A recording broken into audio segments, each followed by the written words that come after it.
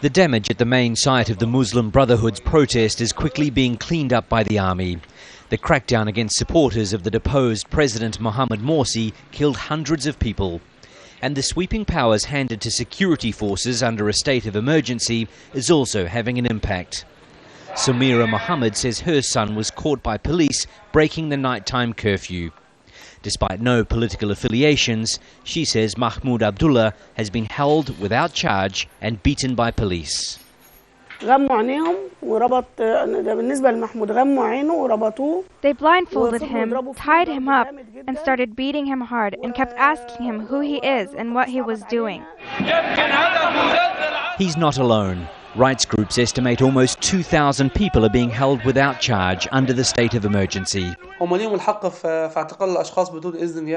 Those who are in power have the right to detain anyone without prosecution. They can put people in prison for a long time without any investigation. The interim government justifies such measures as crucial in its fight against terrorism. Despite the arrests, small anti-coup protests are continuing. But they're held away from sensitive areas where security remains tight.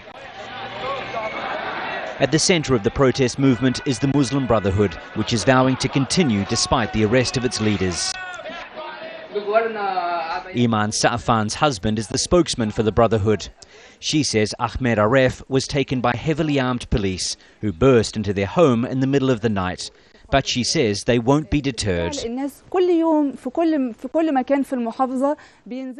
Every day, all around Egypt, people are out on the streets protesting, and they're not waiting for the leaders of the Muslim Brotherhood.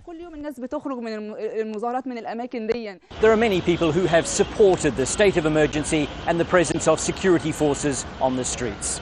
Others worry that it's another sign of a return to the police state they fought so hard to dismantle.